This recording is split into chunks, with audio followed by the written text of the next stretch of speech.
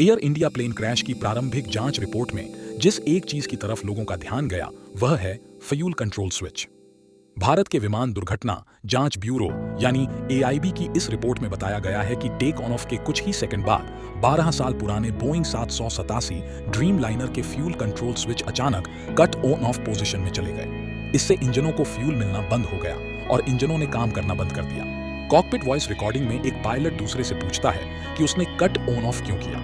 दूसरे पायलट से जवाब मिलता है कि उसने ऐसा नहीं किया। रिकॉर्डिंग में यह साफ नहीं है कि कौन सी आवाज किस पायलट की है। टेक ऑन ऑफ के समय को पायलट विमान उड़ा रहे थे और कैप्टन निगरानी कर रहे थे। एयर इंडिया की फ्लाइट 171 टेक ऑन ऑफ के बाद लगभग 40 सेकंड से भी कम समय तक हवा में रही और फिर अहमदाबाद के एक घनी आबादी वाले इलाके में गिर गई।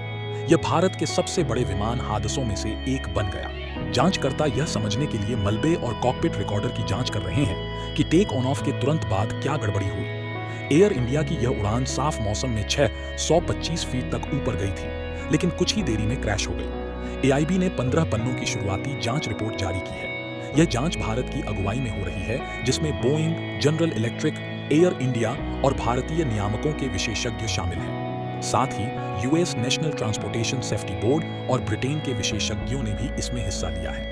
जांचकर्ताओं का कहना है कि लीवर लॉक फ्यूल स्विच इस तरह बनाए गए हैं कि वे गलती से चालू न हो सके।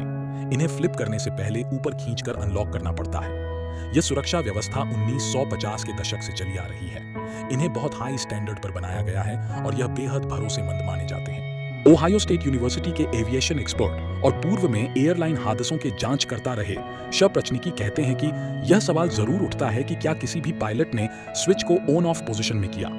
यह आशंका कम लगती है क्योंकि पायलटों ने किसी भी असामान्य चीज की रिपोर्ट नहीं की। इमरजेंसी में पायलट गलती से कोई और बटन दबा सकते हैं या गलत विकल्प चुन सकते हैं, लेकिन यहां ऐसी किसी स्थिति का कोई संकेत नहीं मिला था।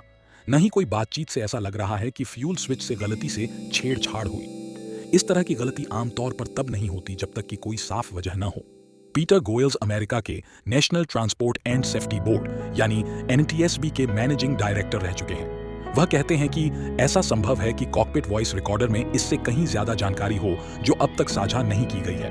अब तक इन आवाजों की पहचान नहीं की गई है, जो बेहद जरूरी है। कॉकपिट वॉइस रिकॉर्डर में पायलट माइक, रेडियो कॉल्स और कॉकपिट की आवाजें होती हैं। जानकारों का मानना है कि यह वॉइस रिकॉर्डर इस रहस्य में एक अहम कड़ी हो सकता है। विशेषज्ञों का कहना है कि आवाज की सही पहचान, कॉकपिट की पूरी बातचीत जिसमें यह दर्ज हो कि कौन क्या बोल रहा है, और प्लेन के दरवाजे बंद होने से लेकर हादसे तक हुई सभी बातचीत की गहराई से जांच जरूरी है। रिपोर्ट में कहा गया है कि दिसंबर 2018 में अमेरिकी फेडरल एविएशन एडमिनिस्ट्रेशन ने एक special airworthiness information bulletin SAIB जारी किया था, जिसमें बताया गया था कि कुछ बोइंग 737 विमानों में ऐसे फ्यूल कंट्रोल स्विच इंस्टॉल किए गए थे जिनमें लॉकिंग फीचर एक्टिव नहीं था। हालांकि इस गड़बड़ी को नोट किया गया था, लेकिन इसे इतना गंभीर नहीं माना गया कि इसके लिए कानूनी रूप से लागू होने वाले सुरक्षा निर्देश जारी किए जाएं। बोइंग 787 एयरक्राफ्ट में इसी स्विच डिजाइन का इस्तेमाल होता है। इसमें हादसे का शिकार होने वाला एयर इंडिया का VTANB विमान शामिल है। रिपोर्ट में यह भी कहा गया है कि विमान की रैम एयर टर्बाइन यानी रैट एक्टिव हो गई थी, जो एक बड़ा सिस्टम फेल होने का साफ संकेत है। रैट एक छोटी पॉपुलर डिवाइस होती है जो बोइंग 787 ड्रीम लाइनर के नीचे से निकलती है। यह इमरजेंसी में बैकअप जनरेटर की तरह काम करती है। जांचकर्ताओं का कहना है कि क्रू ने स्थिति संभालने की कोशिश की, लेकिन सब कुछ बहुत तेजी से हुआ।